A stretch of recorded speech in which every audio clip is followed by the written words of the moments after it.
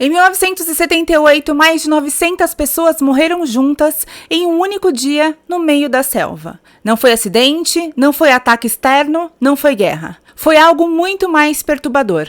Elas foram convencidas a caminhar até a própria morte. E tudo isso aconteceu dentro de uma comunidade que prometia liberdade, igualdade e um novo começo longe dos Estados Unidos. Mas por trás dessas promessas existia um homem.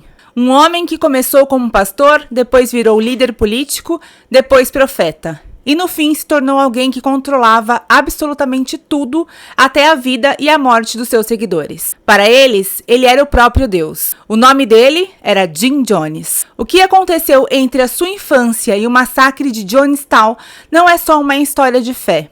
É uma história sobre influência, manipulação e até onde uma pessoa pode ir quando acredita que está acima do bem e do mal. E o mais perturbador, quase ninguém percebeu os sinais, até ser tarde demais. Oi gente, meu nome é Vanessa Mariano e no Histórias Impressionantes de hoje vamos conhecer a história do massacre de Jonestown. Gente, Vanessa do futuro aqui para choramingar para vocês mais uma vez, tá? Foram mais de 2 horas de gravação, então eu tenho material bruto aí de 2 horas para editar para vocês. O vídeo ficou enorme, me desculpem, gente, mas é o vídeo mais completo sobre o caso aqui no YouTube, isso eu garanto para vocês. Fora, né, que para continuar aqui as lamentações, a bateria da câmera descarregou 2 vezes, acabou a memória da câmera. Gente, suor e lágrimas que eu tô dando aqui nesse vídeo, viu? Então, por favor, fique até o final, tá bom? Um beijo! Gente, religião é um tema sensível demais, a gente viu isso no vídeo anterior que eu fiz sobre a Igreja Universal. E é com todo respeito que eu venho contar a história de hoje, que, gente, simplesmente foi o maior suicídio coletivo no mundo. Eu vou começar apresentando o protagonista dessa história. James Warren Jones nasceu em 13 de maio de 1931 em uma comunidade rural chamada Crete, em Indiana. Ele era filho de James Thurman Jones e Lynetta Putman. Como ele tinha o mesmo nome do pai, as pessoas chamavam ele de Jim. Seu pai era veterano da Primeira Guerra Mundial e ficou com sérios problemas respiratórios depois de ter sido atingido por armas químicas. A pensão que ele recebia do governo não era suficiente para sustentar a família, então ele tentava complementar a renda fazendo pequenos trabalhos, como reparos na estrada do bairro. Mas, mesmo assim, o dinheiro nunca dava. Em 1934, em plena Grande Depressão, eles foram despejados porque não conseguiram pagar a hipoteca. Alguns parentes compraram uma cabana para eles morarem na cidade vizinha chamada Lynn. Era uma casa bem precária, sem encanamento e sem eletricidade, e foi lá que o Jim cresceu. A família tentou sobreviver com a agricultura, mas não deu certo, principalmente porque a saúde do pai dele piorava cada vez mais. Muitas vezes faltava comida e eles dependiam da ajuda de parentes. Em alguns momentos, eles precisavam até procurar alimentos nas florestas e nos campos próximos à casa para complementar aí o que tinha para comer. Segundo vários biógrafos, a mãe dele não tinha muito instinto maternal e frequentemente o negligenciava. Quando ele começou a frequentar a escola, a família ameaçou cortar a ajuda financeira se a mãe dele não arrumasse um emprego. Então ela passou a trabalhar fora. Enquanto isso, o seu pai era internado várias vezes por causa da doença. Ou seja, durante a infância, os pais estavam frequentemente ausentes. Devido a isso, Jim passava muito tempo praticamente solto pela cidade. Ele vagava pelas ruas, às vezes até nu. Moradores da cidade de Lynn acabavam cuidando dele, chamavam ele para entrar, davam comida, roupas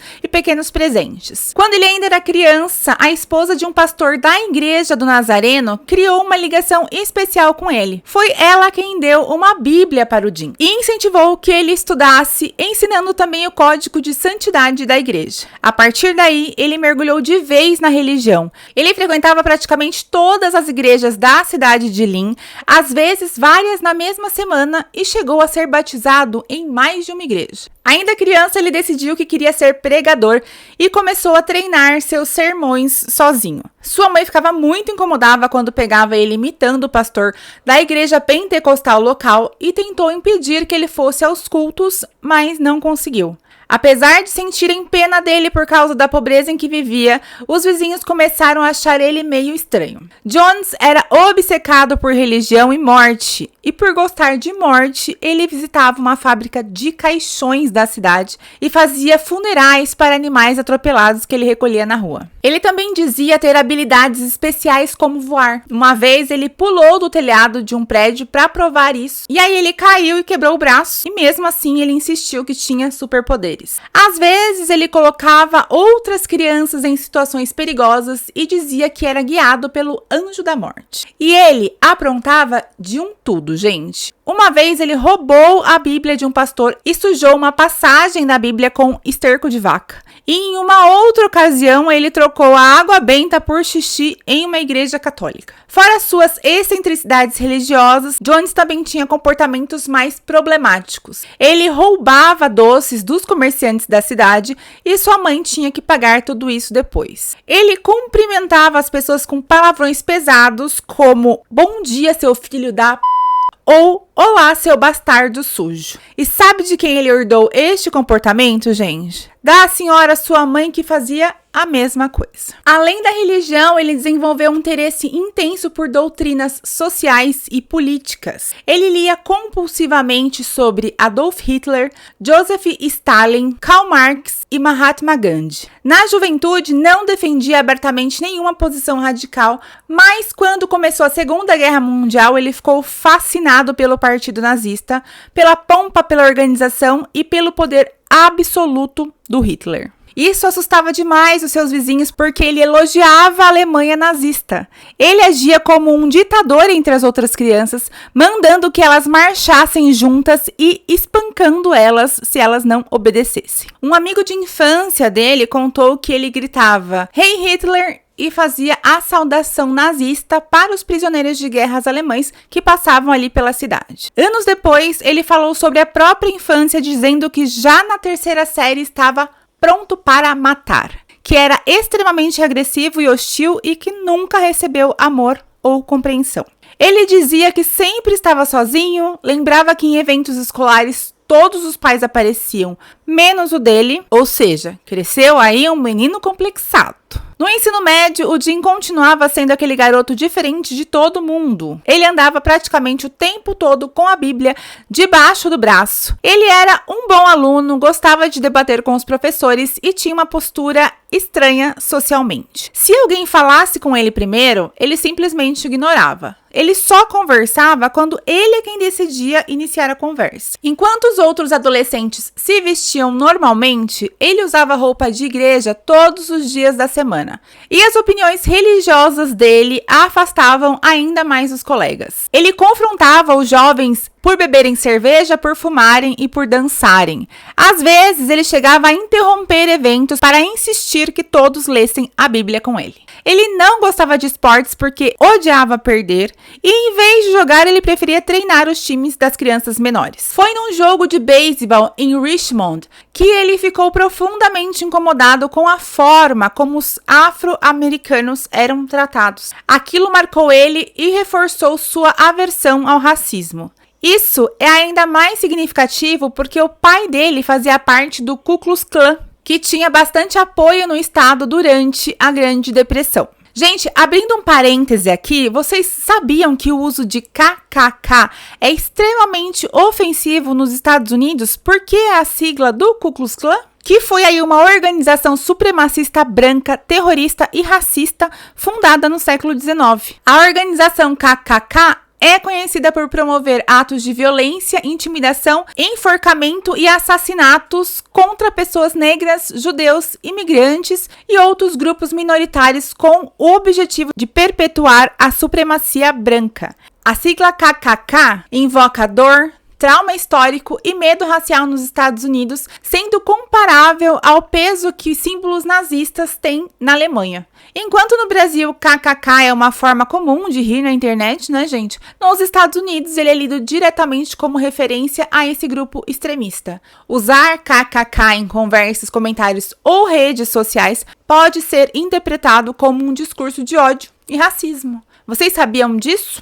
Bom, o Jim Jones contou que brigou feio com o seu pai por causa de questões raciais e que eles passaram muitos e muitos anos sem se falar, especialmente depois que o pai proibiu um amigo negro dele de entrar na casa deles. Em 1945, os pais dele se separaram e ele se mudou com a sua mãe para Richmond. Lá ele se formou na Richmond High School em 1948, mais cedo e com honras. Depois do divórcio, eles perderam o apoio financeiro que os parentes davam para eles, então, para ajudar em casa, ele começou a trabalhar como auxiliar de enfermagem no Reid Hospital em 1946. A direção do hospital gostava muito dele, mas seus colegas de trabalho diziam que ele tinha comportamentos perturbadores com alguns pacientes e funcionários. E foi lá que ele começou a namorar uma enfermeira em treinamento chamada Marceline May Baldwin. Em 1948, ele foi para Bloomington estudar na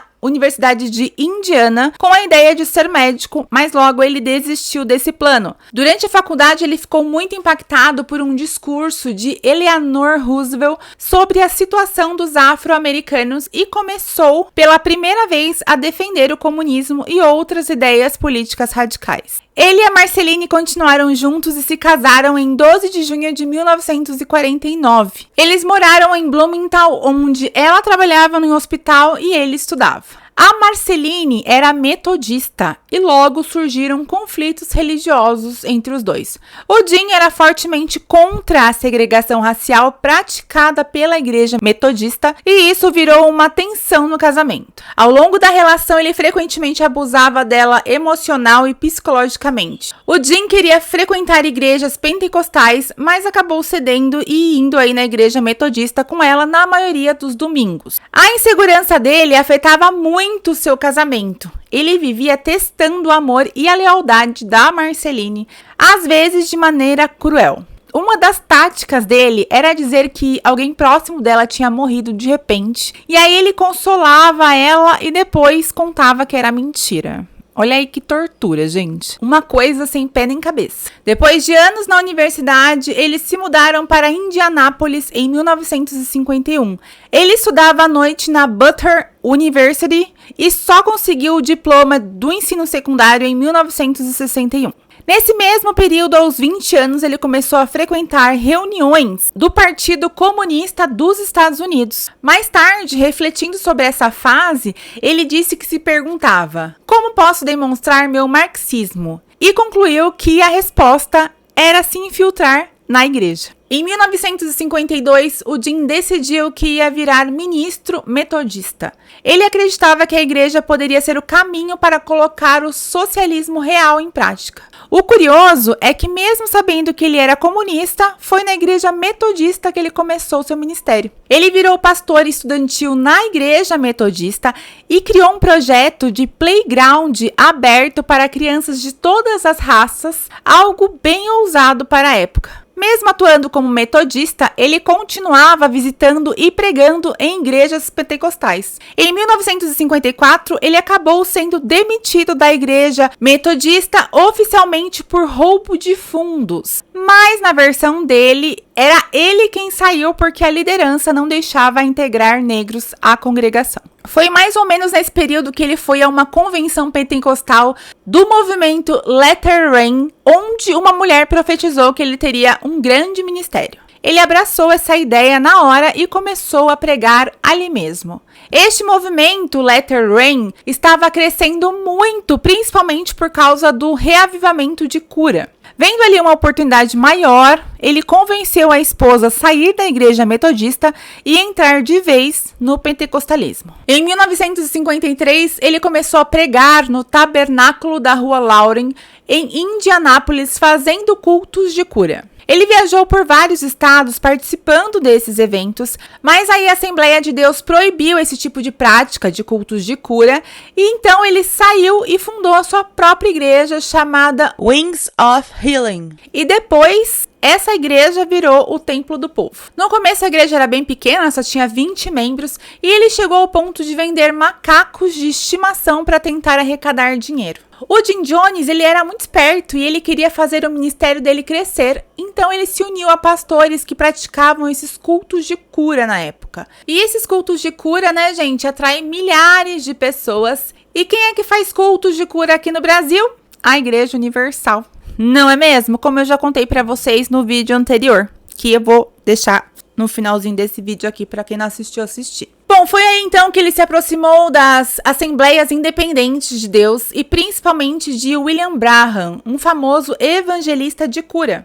Em 1955 e 1956, eles dividiram o púlpito em grandes convenções. O William Branham era conhecido por dizer nome, endereço e motivo da oração das pessoas antes de curá-las. O Jim, ele ficou fascinado e passou a fazer o mesmo. A primeira grande campanha dos dois atraiu 11 mil pessoas. O William Branham chegou a declarar profeticamente que Deus estava levantando um novo e grande ministério através do Jim Jones. Isso fez o Templo do Povo crescer rápido, especialmente entre os afro-americanos, chegando a cerca de 1.000 frequentadores. Nessa fase, Jim Jones adotou uma doutrina chamada Filhos Manifestados de Deus, que dizia que algumas pessoas poderiam se tornar manifestações divinas com dons sobrenaturais. Ele ficou obcecado por essa ideia e, com o tempo, adaptou isso para si mesmo. No final dos anos 60, ele já ensinava que ele próprio era a manifestação do Cristo na Revolução. Ele absorveu muito do estilo e das estratégias do William Branham, inclusive alegar ser um tipo de profeta enviado por Deus e falar constantemente sobre o fim do mundo. Outra influência forte foi o Father Divine, um líder africano da Missão Internacional de Paz. Em 1956, Jones foi até a Filadélfia observar de perto o movimento dele. Publicamente, ele dizia que era só para analisar de forma imparcial, mas na prática ele começou a copiar várias coisas, como vida comunitária, cozinha coletiva, distribuição gratuita de comida e roupas. Em 1958, ele voltou lá e chegou a dizer que queria ser o sucessor do Divine. Ele também começou a implementar formas mais rígidas de disciplinar e controlar os seus membros. Com o tempo, ele foi se afastando do pentecostalismo e procurou uma denominação que aceitasse suas crenças políticas. Em 1960, o Templo do Povo entrou para os Discípulos de Cristo e ele foi ordenado oficialmente em 1964. Ao mesmo tempo, Jim Jones ganhou destaque político em Indianápolis. Em 1960, o prefeito o nomeou diretor da Comissão Local de Direitos Humanos. E ele usou o cargo para falar abertamente na mídia sobre integração racial, mesmo contrariando o prefeito.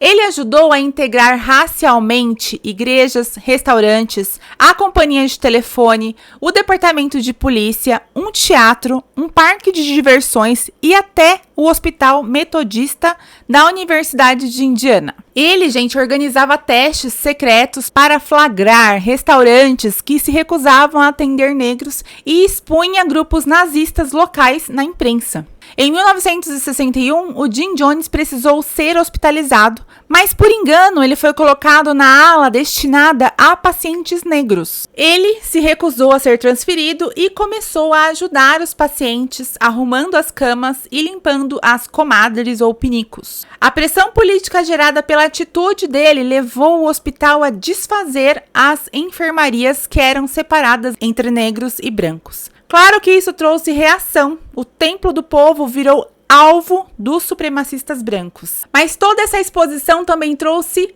mais membros. No fim de 1961, Indianápolis estava muito mais integrada racialmente e muitos diziam que Jim Jones tinha sido a peça-chave para isso. Essa é a fase que ele ainda era visto como um líder progressista e ativista social antes de tudo escurecer de vez. Então, gente, ele até parecia um bom moço e também muitas de suas atitudes foram muito boas para a questão racial lá nos Estados Unidos. Mas, na verdade, ele fazia tudo isso porque ele queria, formar aí o seu grande templo. Bom, nessa fase o Jim Jones começa a transformar a própria família numa vitrine daquilo que ele pregava. Ele e a esposa adotaram várias crianças não brancas e chamavam a família de família arco-íris. Ele dizia que a integração racial agora era algo pessoal, que era sobre o futuro dos filhos dele. Em 1954, eles adotaram a Agnes, que era parcialmente nativa americana. Depois vieram 3 crianças coreano-americanas, Liu, Stephanie e Suzanne. E ele ainda incentivava os membros do templo a adotarem órfãos da Coreia devastada pela guerra. Em 1959, a pequena Stephanie morreu num acidente de carro com apenas 5 anos. Nesse mesmo ano, nasceu o único filho biológico do casal e ele deu o nome de Stephan Gandhi. Em 1961, eles se tornaram o primeiro casal branco de Indiana a adotar uma criança negra e ele deu o seu nome para a criança. A criança se chamava Jim Jones Jr. Eles também adotaram um menino branco chamado Timothy, que eles chamavam de Tim, cuja mãe biológica fazia parte do templo.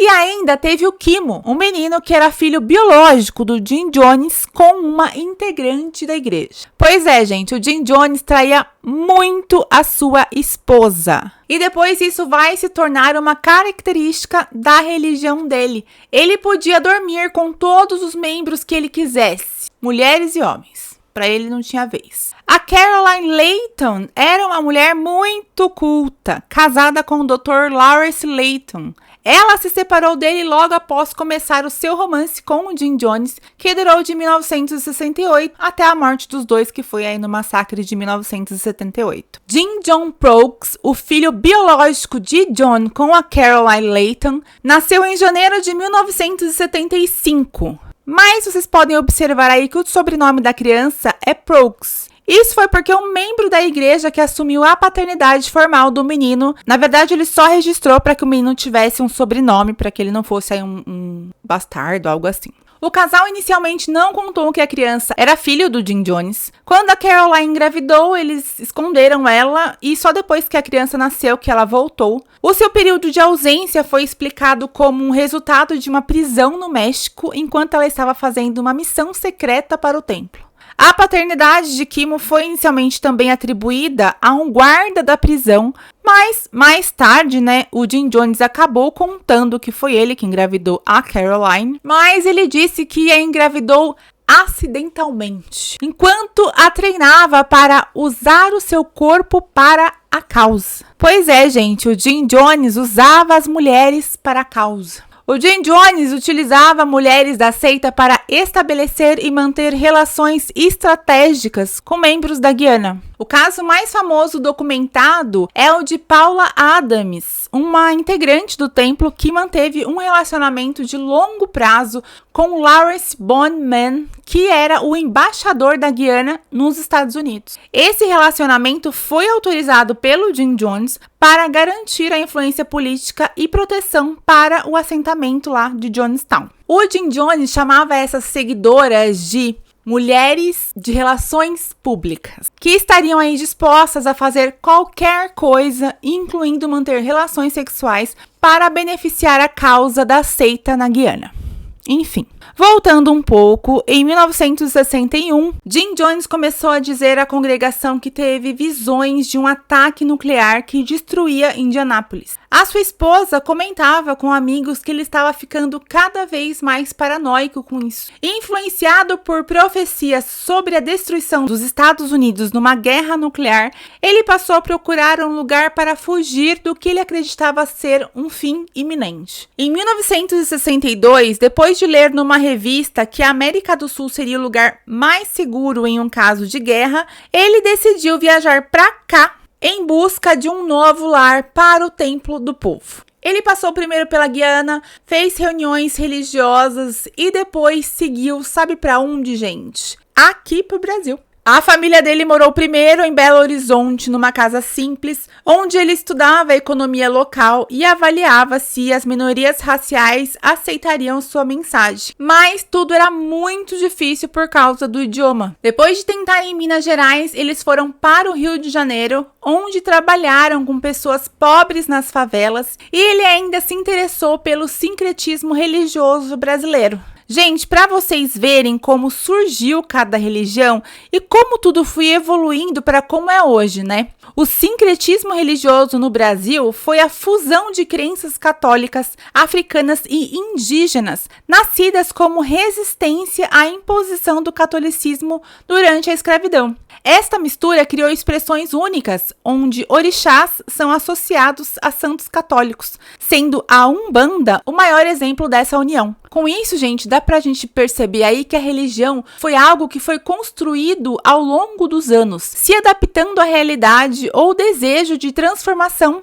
de cada grupo. Por isso que, gente, falar de religião é complexo, porque envolve muita coisa que foi evoluindo conforme a história. Então, assim, existe verdade absoluta? Não sabemos. Enfim, retomando. O Jim Jones acabou não encontrando seu lugar ideal aqui no Brasil e começou a se sentir culpado por ter abandonado a luta pelos direitos civis em Indiana. Enquanto ele estava fora, o templo perdeu membros, ficou com menos de 100 frequentadores regulares e entrou em dificuldades financeiras. Até porque tudo que a igreja arrecadava, ele mandava enviar para ele aqui na América do Sul para ele se sustentar, né? A situação ficou tão crítica que um dos líderes avisou que tudo iria desmoronar se ele não voltasse. Então, no fim de 1963, ele retornou. Ao voltar, ele encontrou a igreja dividida, com baixa frequência e problemas financeiros. Ele então vendeu o prédio da igreja e se mudou para um lugar menor. Para levantar o dinheiro, ele voltou a fazer campanhas de cura e reuniões de avivamento. E talvez para manter o controle, ele começou a anunciar novas datas apocalípticas. Ele disse que em 15 de julho de 1967, o mundo seria tomado por uma guerra nuclear e que o templo deveria se mudar para o norte da Califórnia para sobreviver. Em 1965, cerca de 140 seguidores fiéis se mudaram com ele para Redwood Valley, na Califórnia, e outros membros ficaram lá em Indiana. Lá, Jim Jones conseguiu um emprego como professor de História e Governo em uma escola de adultos e usava as aulas para recrutar pessoas, ensinando sobre o marxismo e falando sobre religião. Ele colocava membros leais nas turmas para ajudá-lo a convencer novos integrantes e pouco tempo depois ele conseguiu dezenas de novos membros. Em 1968, o templo foi oficialmente aceito pela denominação de discípulos de Cristo. O Jim Jones usava essa ligação para dar legitimidade à sua igreja. Em 1969, ele já tinha cerca de 300 membros na Califórnia e foi nessa fase que a ideologia dele começa a ficar cada vez mais clara. Ele desenvolveu o que ele chamava de socialismo apostólico, uma mistura de cristianismo, ideias do movimento Letter Rain, influências do Father Divine e sua própria visão comunista. Durante anos, ele escondeu o lado comunista mais explícito dele, mas já na Califórnia, ele começou a se revelar gradualmente. Ele dizia que as pessoas estavam dopadas pelo ópio da religião e que precisavam ser iluminadas, ou seja, abraçar o socialismo. Ele passou a ridicularizar o cristianismo tradicional, chamando de religião voadora, rejeitou a Bíblia como um instrumento de opressão e dizia que o Deus tradicional não era Deus. Aos poucos, ele começou a afirmar que ele próprio era Deus, pelo menos ali dentro do templo dele. Ele dizia coisas como: se você me vê como seu amigo, serei seu amigo. Se você me vê como Deus, serei seu Deus. O Jim Jones, gente, chegou a criar a sua própria fórmula de batismo. Ele batizava as pessoas no santo nome do socialismo. Enquanto todas as outras igrejas batizavam em nome da Santíssima Trindade, né, em nome do Pai, do Filho e do Espírito Santo também, ele batizava dizendo: eu te batizo em nome do socialismo. Ele ensinava que nascer na América capitalista era nascer em pecado, mas nascer no socialismo não era. Ele dizia que os Estados Unidos eram uma Babilônia condenada e alertava constantemente sobre uma guerra racial nuclear. Ele falava que nazistas e supremacistas brancos colocariam pessoas negras em campos de concentração e que ele era o Messias enviado para salvar essas pessoas. Para escapar do suposto apocalipse, ele dizia que só havia uma saída: aceitar os seus ensinamentos. Depois da destruição, eles surgiriam para criar uma nova sociedade comunista perfeita. Em público, ele suavizava tudo usando termos como justiça social apostólica ou viver os atos dos apóstolos. Ele tinha medo de perder o apoio político, o status de isenção fiscal, que é muito importante, e ser expulso da denominação se ele revelasse totalmente aí as suas posições. Até hoje, historiadores discutem se ele realmente acreditava em tudo isso ou se usava tudo isso como uma ferramenta de manipulação. Em 1976, ele chegou a dizer que era agnóstico ou ateu. A própria esposa afirmou que ele usava a religião para promover o marxismo nos Estados Unidos. Então, gente, nem Deus acho que ele acreditava. E talvez um dos pontos mais preocupantes é que ele ensinava que os fins justificavam os meios. Se o seu objetivo fosse salvar as pessoas e construir a sociedade perfeita, qualquer método era válido. E é aí que a história começa a ficar ainda mais perigosa. Quando Jim Jones se mudou para a Califórnia, ele começou a usar drogas ilícitas e isso piorou muito a paranoia dele. Ele passou a controlar os seguidores usando medo, vivia dizendo que tinha um inimigo querendo destruir o grupo e esse inimigo mudava com o tempo. Já foi o Ku Klux Klan, os nazistas, os vigilantes do interior e, por fim, o próprio governo americano. Ele dizia que quem fosse infiel a ele sofreria acidentes, incêndios ou até morreria. E pressionava todo mundo a defender as crenças do templo de forma agressiva. Ele criou uma tal comissão de planejamento formada por pessoas de confiança que basicamente controlava cada detalhe da vida dos membros. Quem entrava no templo, gente, entregava todos os seus bens em troca de moradia e comida. Quem trabalhava fora dava o seu salário inteiro para a igreja. Eles ainda trabalhavam em projetos para gerar mais renda e tinham até uma fazenda em Redwood Valley. Eles organizavam grandes ações comunitárias e levavam membros de ônibus para prestar serviços na região. Mas aí começaram a surgir abusos mais sérios. Quem não obedecia era punido. Jim Jones controlava até a vida sexual das pessoas. Ele decidia quem podia casar, forçou abortos, exigiu favores sexuais de esposas de membros e estuprou homens da congregação. Quem se rebelava sofria redução de comida, jornada mais pesada de trabalho, humilhações públicas e até violência física. Com o crescimento do grupo, ele criou uma equipe de segurança armada para ele ter o controle da galera. No fim de 1969, o templo estava crescendo rápido, especialmente entre estudantes e minorias raciais, por causa do discurso de socialismo e igualdade racial. Em 1970, eles abriram filiais em várias cidades e a sede foi para São Francisco, que era um centro de movimentos radicais. Em 1973, eles já tinham 2.570 membros e 36 mil assinantes de uma revista publicada pela igreja chamada People's Forum, que servia como uma ferramenta de propaganda e recrutamento de pessoas para a igreja. Jim Jones começou a mirar em outras igrejas para conseguir recrutar mais membros. Em 1970, ele foi a uma igreja batista em São Francisco, onde ele encenou uma cura de um câncer, mas depois os seus seguidores admitiram que tudo foi armado. Mas mesmo assim, ele criticou lá os batistas e conseguiu recrutar cerca de 200 pessoas. Então ele ia nas outras igrejas para roubar os seguidores daquela igreja, entendeu? Em 1971, ele tentou algo parecido com os seguidores do Father Divine, dizendo ser a reencarnação dele, mas lá ele só conseguiu 12 novos membros. Ele também se envolveu na política local. Ele teve um papel importante na eleição de George Moscone como prefeito em 1975 e foi nomeado presidente da Comissão de Habitação de São Francisco. Ele estava do lado de políticos muito importantes e durante um tempo a imprensa falava muito bem do templo dele. Mas logo começaram os problemas. Em 1971 ainda, os repórteres cobriram um culto de cura e isso gerou investigação lá em Indiana. Um médico chamou Jim Jones de charlatão. As tais curas dele eram encenadas. Teve um exemplo que ele colocou um gesso no braço de uma mulher para depois lá no púlpito ele declarar que a mulher estava curada, tirar o gesso e aí ela estava curada diante da igreja. Ele fazia as pessoas fingirem que tinham tumores e esses tumores saíam conforme as pessoas tossiam.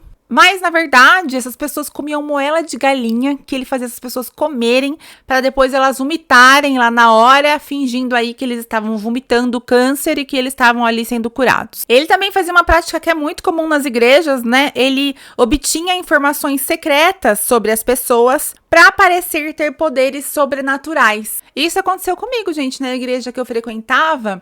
Eu acabava conversando, né, com membros da igreja, assim, com uma membro em específico, e contava coisas da minha vida, meus planos, meus desejos. E aí, na hora do culto, a pastora... Ai, gente. Ela profetizava, né, exatamente as coisas que eu tinha confessado lá, contado para outra pessoa da igreja, sabe? Então, isso é muito comum em igrejas, assim, as pessoas ficam de olho, fica sabendo lá o que uma pessoa quer, o que uma pessoa sonha, o que uma pessoa deseja, sua vontade, e depois eles usam isso pra, sabe, pegar a pessoa no púlpito, no altar, sabe? Enfim, eu sempre, né, botando minha vida pessoal aqui nos vídeos. Em 1972 e 73, jornalistas começaram a publicar denúncias. Um ex-seguidor chamado Ross Casey investigou e encontrou provas de abusos físicos, emocionais e sexuais lá na igreja. Então, gente, a paranoia do Jim Jones só aumentou.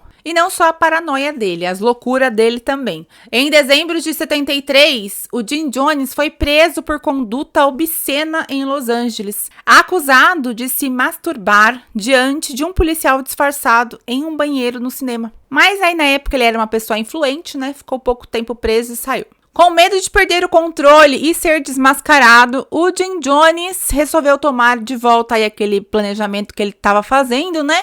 E resolveu tirar a igreja dos Estados Unidos. E foi aí que ele escolheu a Guiana, alegando que o governo era socialista e receptivo. Em 1974, eles começaram a comprar terras lá na Guiana.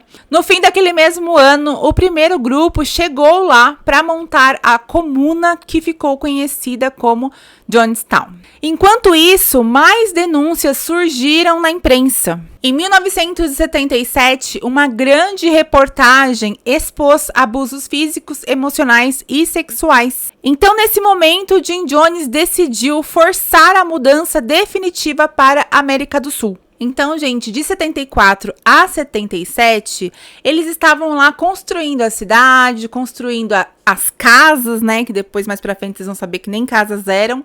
E algumas pessoas estavam se mudando lá para Jonestown. O Jim Jones visitava, voltava, mas ainda a sede era nos Estados Unidos. Mas a coisa foi afunilando, a pressão foi crescendo conforme os anos foram passando. E aí teve essa reportagem que eu falei pra vocês e ele ficou muito preocupado, desesperado, e ele resolveu juntar, né, as malas e as cuias dele, da galera dele, e ir definitivamente lá pra Jonestown. O Jim Jones, ele vendia Jonestown como um paraíso socialista e um santuário contra a mídia. No começo de 77, eram cerca de 50 colonos, mas a estrutura não estava pronta ainda para receber pessoas, né, mais pessoas. Mesmo assim, em maio de 1977, Jim Jones levou cerca de 600 pessoas para lá e depois mais 400 pessoas chegaram. Do nada foi uma galera para lá. E cerca de 68% dos moradores de Jonestown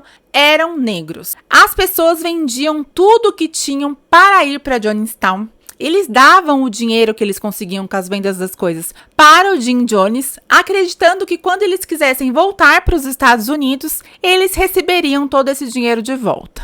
O que, claro, nunca aconteceu. O Jim Jones prometia um lugar seguro, igualitário, longe do racismo e das injustiças dos Estados Unidos. Ele quis construir uma comunidade rural autossustentável em um local, gente, com solo pobre e com pouca água doce. Tinha muito mais gente do que recursos para manter todas essas pessoas. Muita gente acreditou que estava indo para uma espécie de comunidade ideal, um verdadeiro paraíso, mas quando eles chegaram lá, a realidade era bem diferente. Imagina, gente, Jonestown era no meio da floresta amazônica. Gente, não tem floresta amazônica só no Brasil. ela continua lá para cima. Então, viver no meio da floresta amazônica trazia um calor intenso, umidade, insetos e condições sanitárias insalubres. As casas não eram casas como a gente imagina. Eram barracões simples de madeira, construídos de forma improvisada. Muitas pessoas dormiam em dormitórios coletivos, em beliches ou camas muito básicas. A privacidade praticamente não existia. O calor era intenso, a umidade era alta, a ventilação era ruim, o que deixava o ambiente abafado e desconfortável. Em vários casos, familiares eram separados para dormir em áreas diferentes, porque a ideia ali era que a comunidade viesse antes da família tradicional. O dia começava cedo, as pessoas trabalhavam pesado na agricultura, plantando mandioca, banana e outros alimentos debaixo de um sol forte e condições difíceis. O trabalho era físico e cansativo e a alimentação nem sempre era o suficiente. À noite, em vez de descanso, tinha longas reuniões. O Jim Jones fazia discursos demorados, falava sobre inimigos que supostamente queriam destruir a comunidade e reforçava a ideia de que todos precisavam permanecer unidos contra o mundo exterior. Com o tempo, o clima foi ficando cada vez mais tenso. Cartas eram censuradas, havia vigilância armada ao redor do assentamento e sair de lá não era simples. O controle psicológico era forte e o medo começou a fazer parte da rotina. Aquilo que tinha sido vendido como um paraíso acabou se tornando uma comunidade isolada, com moradias precárias, trabalho exaustivo e um ambiente dominado pelo controle e pela pressão constante. Entre as pessoas que o Jim Jones levou lá para a Guiana, estava um menino chamado John Victor Stowen. Na certidão de nascimento desse menino, estava que ele era filho de Timothy e Grace Stowen. Só que o Jim Jones teve um relacionamento com a Grace e dizia que ele era o verdadeiro pai biológico do menino. Enquanto eles ainda estavam lá nos Estados Unidos, a Grace, a mãe da criança, saiu da igreja do templo em 1976, mas ela deixou o filho lá, né? Porque o pai do menino, o Timothy, continuava seguindo a igreja lá do Jim Jones. Só que aí um tempo depois, o Timothy também quis sair do templo. Ele pôde sair, mas o seu filho não. Em fevereiro de 1977, o Jim Jones mandou levar o garoto para a Guiana para evitar uma disputa da custódia da criança lá na justiça. Mas o Timothy, o pai da criança, que também era pai, não deixou isso quieto. No fim de 1977, ele e outros desertores criaram o grupo Parentes Preocupados, porque tinham familiares presos em Jonestown sem poder voltar. Então, gente, o Jim Jones levou a criança, o filho da Grace com o Timothy, lá para a Guiana, porque para ele a criança era dele. Nisso, já tinham outras pessoas, algumas que tinham conseguido escapar lá de Jonestown, ido embora, e outros parentes que estavam preocupados com as pessoas que estavam lá. Enfim, esse pessoal se juntou e eles criaram aí esse grupo que eles denominaram de Parentes Preocupados. O Timothy foi até Washington em 1978, procurou o Departamento de Estado e o Congresso e escreveu um documento denunciando os abusos e tentando recuperar o seu filho. Isso chamou a atenção do congressista Lew Ryan, que entrou no caso e escreveu ao primeiro-ministro da Guiana. Ele começou então uma batalha judicial pela custódia do menino. Muitos aliados políticos do Jim Jones romperam com ele depois que ele foi lá para a Guiana, mas alguns ainda o defendiam. Mesmo assim, em abril de 1978, o grupo de Parentes Preocupados divulgaram um dossiê acusando Jim Jones de violações dos direitos humanos. Em junho, Deborah Layton, que tinha fugido meses antes, fez uma declaração detalhando crimes e as condições precárias em Jonestown. Ela contou que as pessoas estavam praticamente desnutridas, que elas comiam basicamente arroz o dia todo e elas tinham direito a um ovo no domingo. Enquanto o senhor Jim Jones e seu círculo íntimo comiam lá do bom e do melhor. Jonestown, gente, não era autossuficiente, né? Ela não produzia tudo que eles precisavam consumir então eles dependiam de importações. Nesse meio tempo aí, lá em Jonestown, a paranoia do Jim Jones começou a sair totalmente fora de controle. Ele passou a acreditar que o governo americano estava prestes a atacar a comunidade. Com medo de que o grupo não resistisse a esses ataques, né? Ele começou a fazer uns treinamentos que ele chamou de noites brancas. Do nada, ele gritava no alto-falante: alerta, alerta, alerta, e todo mundo tinha que correr para o pavilhão central. Guardas armados com pistolas cercavam o lugar. Lá dentro, Jim Jones dizia que estavam cercados por agentes que iam destruir todos eles. Mandava o povo rezar, cantar e se preparar para o ataque. Às vezes, ele mandava guardas se esconderem nas florestas e atirarem para simular que estavam sendo invadidos. E o mais cruel, as pessoas só descobriam que era apenas um exercício depois que tudo acabava. Em uma dessas noites brancas de 1978, ele disse que iria distribuir veneno para todos cometerem o suicídio revolucionário. Eles serviram ponche de frutas para todo mundo. As pessoas estavam chorando, esperando aí que iam morrer. Mas depois de um tempo que elas beberam, ele disse aí que era só um teste, que não tinha veneno nada. E com isso, ele foi condicionando o grupo a aceitar a ideia do suicídio como uma saída aí para o que ele achava que ia acontecer.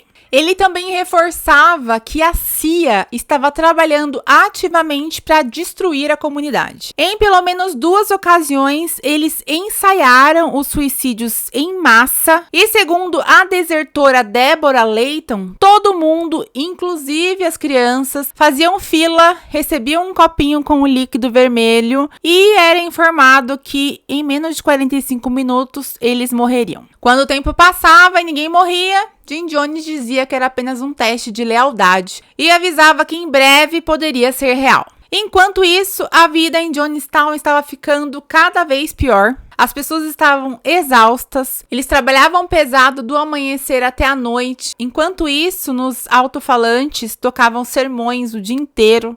O Jim Jones começou a falar sobre algo que ele chamava de tradução, dizendo que todos morreriam e viveriam felizes juntos no além. Como eu disse, a comida não era pouca, muita gente passava fome e privação de sono, e isso era uma principal forma de controle. O próprio Jim Jones teria dito que queria manter todos pobres e cansados, porque assim não conseguiriam fugir nem planejar nada contra ele. Ele também punia pessoas colocando elas em uma caixa, gente, parecida com um caixão. Aí ele enterrava essas caixas a alguns metros ali do chão e fazia os outros membros ficar repreendendo aquelas pessoas que estavam enterradas. Uma coisa de louco. A comunidade tinha muitos idosos e crianças e poucas pessoas tinham a idade ativa para dar conta do trabalho.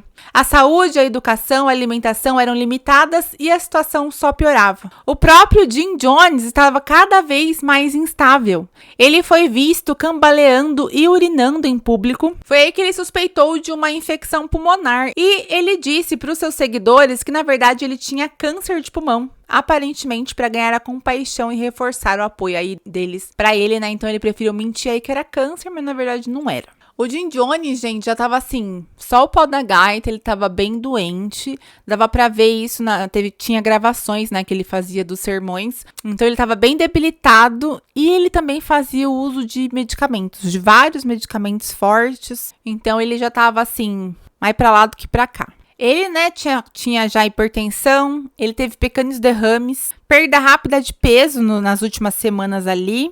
Ele teve também uma cegueira temporária, convulsões e no final de outubro e início de novembro de 1978, começou aí um inchaço muito, muito grande ali nas extremidades dele. Então, gente, no estado que ele tava tudo bem pra ele se ele morresse, né? Porque bem é que ele não tava. Bom, mas aí o congressista lá, o Ryan, juntou a galera dele e foi lá pra Guiana ver o que estava acontecendo. Quando ele chegou lá, né, ele chegou lá na capital do país, e lá estavam 2 advogados do Jim Jones, chamados Lane e Gary, que estavam lá para tentar impedir a ida deles lá para Jonestown. Mas aí na manhã do dia 17 de novembro, o próprio congressista Lil Ryan deixou claro que ele iria sim até lá de qualquer jeito, com ou sem autorização. Então o grupo, junto com os advogados, foram lá para a pista de pouso em Port Kaituma, que ficava a cerca de 10 quilômetros de Jonestown, só que teve um problema. Não tinha espaço suficiente no avião para todo mundo. E por causa disso, apenas 4 pessoas do grupo Parentes Preocupados conseguiram embarcar. E entre os que ficaram de fora estava o Timothy Stoen, pai do menino John Victor Stoen. Isso porque os advogados impediram ele de ir. Tinha pessoas que não foram porque não cabiam, mas ele, em específico, os advogados não deixaram ir porque sabiam que o Jim Jones não queria ele lá, né? Afinal, foi por causa dele que tudo isso aconteceu, por causa do filho dele também. E ele não pôde ir, então, infelizmente, ele nunca mais viu seu filho. No total, nessa missão oficial liderada por Lew Ryan, foram cerca de 18 pessoas para Jonestown. O grupo incluía o próprio congressista, assessores do gabinete dele, um diplomata da Embaixada dos Estados Unidos na Guiana e também jornalistas de grandes veículos de comunicação como a NBC, a São Francisco Examiner e o Washington Post. Então o grupo chegou lá em Jonestown no fim da tarde, começo da noite. Naquela noite eles participaram de uma recepção musical no pavilhão. Apesar de terem sido recebidos aparentemente de forma calorosa, Jim Jones começou a agir de forma estranha, dizendo que se sentia como um homem moribundo, falando de conspirações governamentais, martírio, ataques da imprensa e inimigos. Mais tarde, gravações de áudio mostraram que ele havia feito ensaios planejados de como convencer a delegação de que todos estavam felizes e de bom humor. Naquela mesma noite, 2 membros do templo deram o primeiro passo para tentar desertar. No pavilhão, um dos membros confundiu um repórter da NBC com o Ryan e acabou entregando o bilhete para ele dizendo: "Prezado deputado, por favor, ajude-nos a sair de Jonestown." Na madrugada daquele dia, do dia 17 para o dia 18, 11 membros do templo decidiram fugir de Jonestown. Então as pessoas já estavam ali se movimentando para fugir. No dia 18, então, várias outras pessoas quiseram ir embora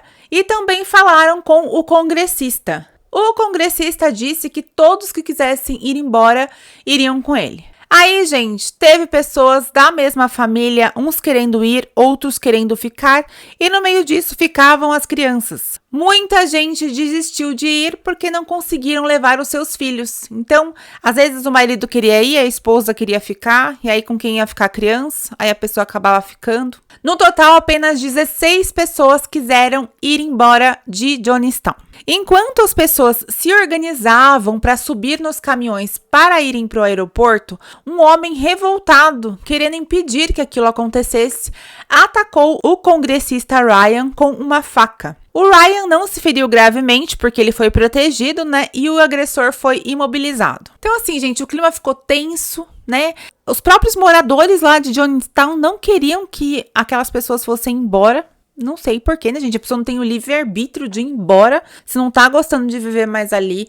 Então, o clima ficou muito tenso. Eu vi imagens do congressista subindo no caminhão para ir embora e, assim, ele tentava transparecer que ele tava bem, mas a mão dele tava tremendo, sabe? Então, a coisa ficou feia, eles montaram nos caminhões e foram pro aeroporto. A comitiva tinha planejado um voo com uma aeronave que comportava 19 pessoas, mas com os desertores o grupo cresceu e foi necessário um outro avião. A Embaixada dos Estados Unidos então providenciou um Cessna para 6 passageiros. Quando eles chegaram à pista de pouso entre as 4h30 e 4h45, os aviões ainda não tinham chegado. Eles só pousaram por volta das 5h10. Então o embarque começou. Um dos membros lá de Jonestown, chamado Larry Layton, entrou no avião no Cessna, aqui no avião menorzinho, como passageiro. Mas quando o avião taxiou, ele sacou uma pistola e começou a atirar, ferindo várias pessoas. Ao mesmo tempo, gente, um trator com membros da Brigada Vermelha do templo chegou lá na pista.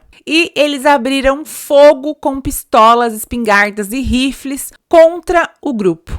Haviam cerca de 9 atiradores e o Jim Jones tinha instruído eles a não deixar ninguém escapar. No total, 5 pessoas foram mortas, entre elas o congressista Lil Ryan com mais de 20 tiros, Don Harris, que era um correspondente da NBC News, Robert Brown, que era cinegrafista também da NBC News, Gregory Robinson, que era fotógrafo do San Francisco Examiner, e Patricia Parks, que era membro do Templo do Povo, que tentava aí desertar com o grupo do Ryan. Após o ataque, os pilotos que sobreviveram, conseguiram fugir com o Cessna, o avião menor, para Georgetown, levando alguns feridos. O avião maior estava muito danificado e ficou lá na pista com outros sobreviventes que não estavam tão machucados. Então, simplesmente, Jim Jones armou uma emboscada. Para ele, absolutamente ninguém, sairia vivo daquele lugar. Então, ele mandou os guardas dele ir lá e acabar com todo mundo.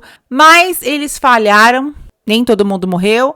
E aí, sobreviventes conseguiram ir embora e contar o que estava acontecendo lá no lugar. Mas o Jim Jones não ia esperar nem mais um minuto que algo acontecesse. Então, lá em Jonestown, assim que o congressista saiu, a Marceline, esposa do Jim Jones, fez uma transmissão no sistema de alto-falantes, pedindo calma enquanto era preparada, gente, uma grande mistura de suco de uva com remédios e cianeto. O Jim Jones ia assim colocar o plano dele em prática. Logo após isso, o Jim Jones recebeu a notícia de que nem todos tinham morrido lá no ataque lá dos aviões, e então ele concluiu que os sobreviventes avisariam os Estados Unidos e os militares iriam lá para invadir Jonestown. Então, ele reuniu toda a comunidade no pavilhão e anunciou que o Ryan estava morto e que um ataque era questão de tempo. Ele disse ainda que a União Soviética, que era quem cuidava ali do país, não os aceitaria mais devido ao tiroteio.